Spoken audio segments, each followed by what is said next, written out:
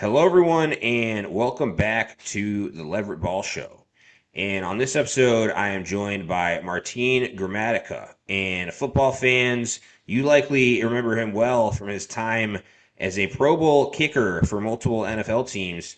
And Martin, I know you obviously had a great career in the NFL, but how has life been in your post-football days? And what have you been up to?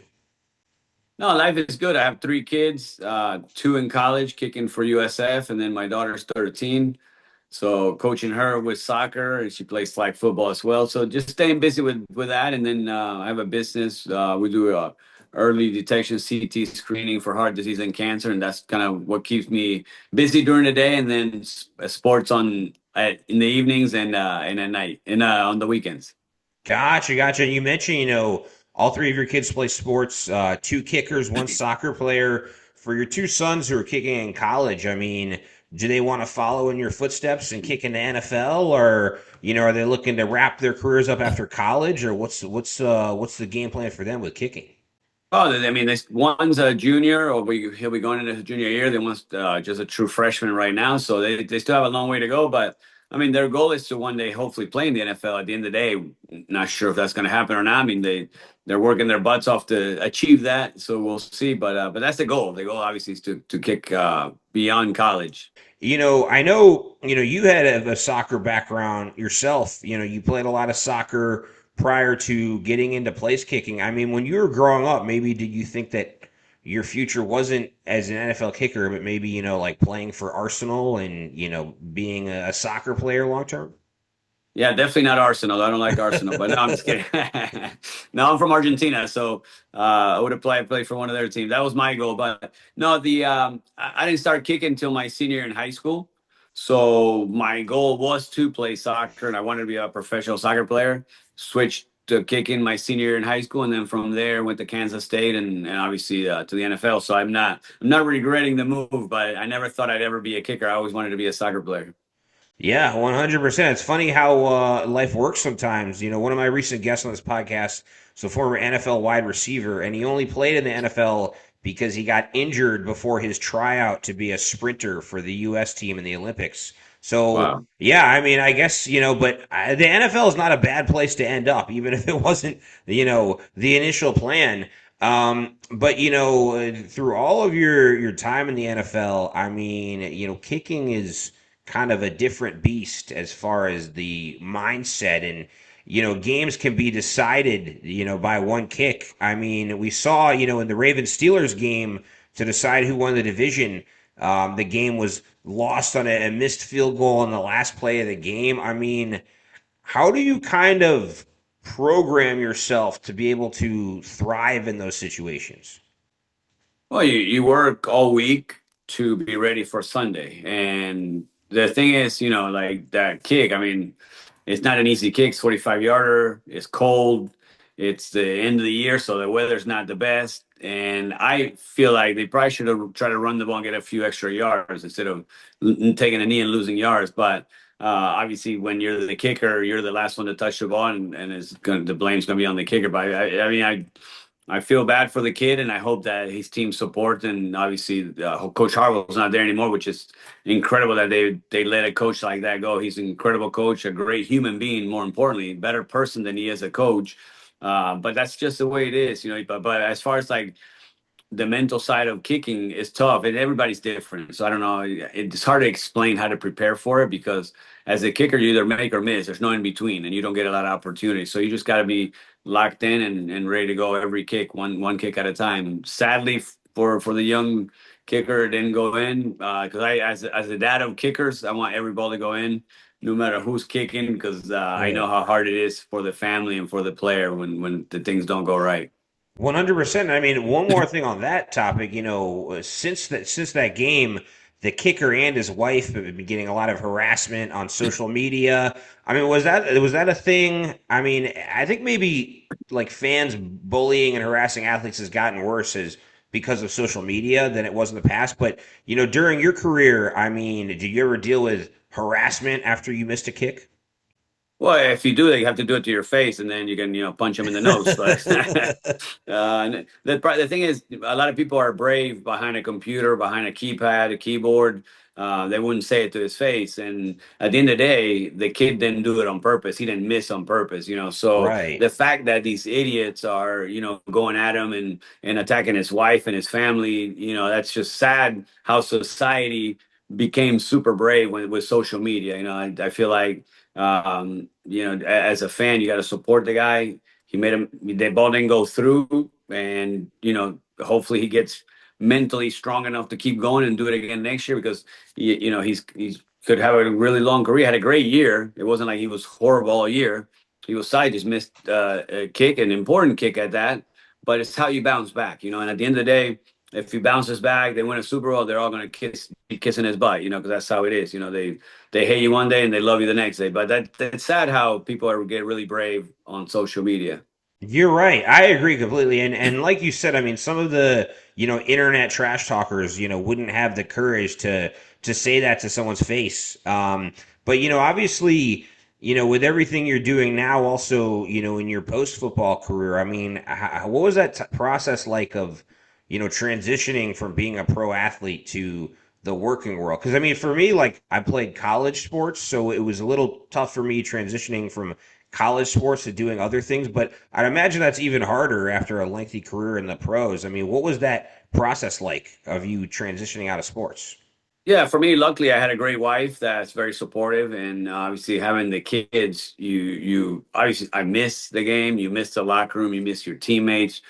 You miss everything about playing, but physically your body can't do it anymore. So now mentally, you got to just tell yourself, look, physically you can't do it. Let's go to the next stage of life. And for me, that was, coaching my kids, being with my family, being with my wife, my brother Santiago and his kids. So that was for me. It wasn't a horrible transition, even though I'm not going to say it was easy because everybody wants to keep playing, but there's time when your body says enough is enough, and my body kind of, through injuries and surgeries, I knew my body just couldn't handle it anymore. So I had to move on. But luckily I had a good support with my wife, and then obviously having the kids. Now I focus on their, their growing up. And then obviously when they started playing sports, just being able to coach them and be around for them. Also you referenced your work with Clearview Imaging. How did you get interested in that line of work? Was that something you were always interested in, or maybe you developed that after the NFL? Yeah, no, I never did anything medical. 6 years ago, I heard an ad on the radio about early detection because most people have no idea they can do an early detection CT scan to see if there's anything going on with their heart or any cancer in the body. And I went into an office as a patient, became part of the company, and now 6 years later, we just opened our office in the Villages, which is a little bit north of Tampa, and love what we're doing because it's every single day we're saving somebody's life that comes in asymptomatic, not knowing if they have any heart disease or cancer. So it's been really cool, and I have really good partners that I work with, and I'm excited about it because they're life saving scans that most people have no idea they can do. Wow, I mean that's amazing, and it has to be very rewarding for you to be able to have an impact in that way. And also, I know over the years you've done various things in the community and various types of philanthropic work. What types of community things have you been involved in recently?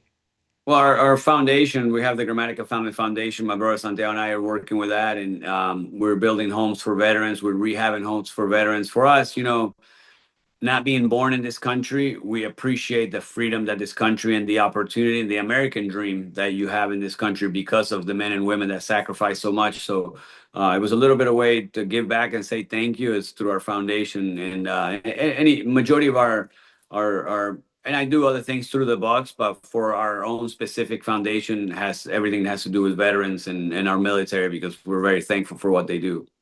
Definitely, definitely. If anyone listening wants to, donate money to your foundation or volunteer to help out at events or contribute in any way, how can people go about doing that?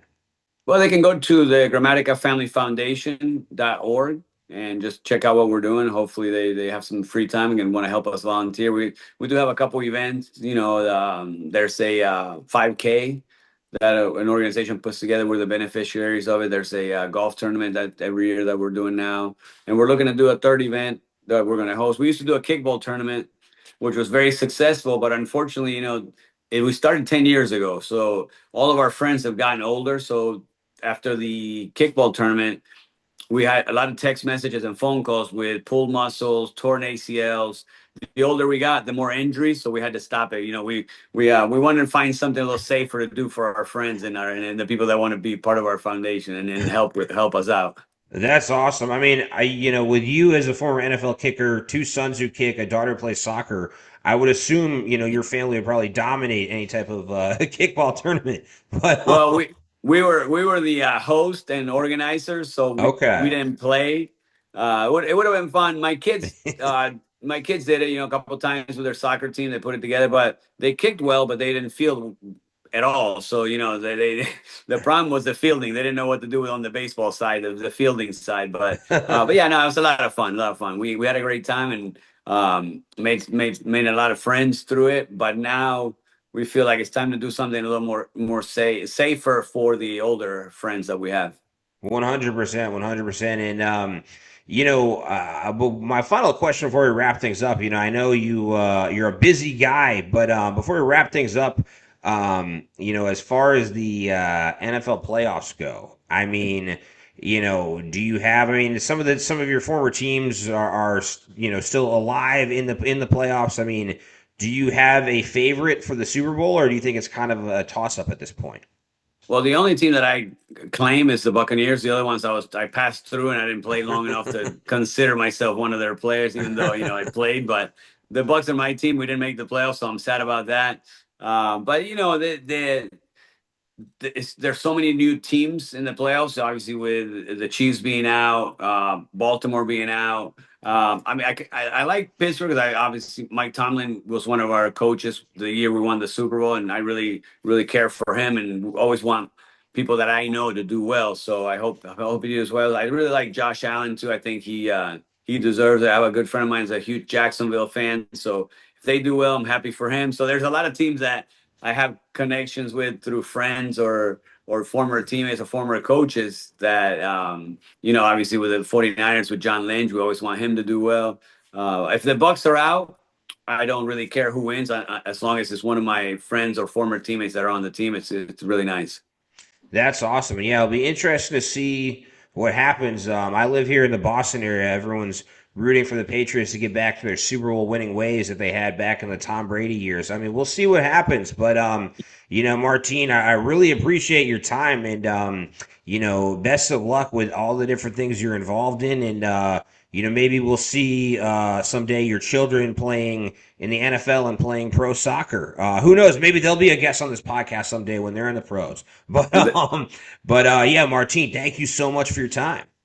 No, I appreciate you. Sorry, I couldn't stay long. I have an event tonight, but I appreciate we last minute we were able to make it happen. And thank you for your time. And I really like the Bravos too. So I'm sure you like your Patriots Yeah. there. So and I spent a little bit of time there in the off season. And then I ended up sadly getting hurt, but it would have been nice to stay a little bit longer there. But you could tell Bravo was going to be a great coach just by the way he played and he communicated to people. And he was a coach on the field before he became a coach. So I'm happy for him that he's doing well. I thought Tennessee was like the dumbest team ever for letting him go, but good for you Yeah. guys. Yeah, but I mean, I guess the Patriots were happy to be able to scoop them up, but yeah, we'll see if the Pats can make a run. But once again, everyone, that was our guest, Martin Gramatica. Definitely, check out his foundation. But thank you all so much for tuning into this episode of the Leverett Ball Show.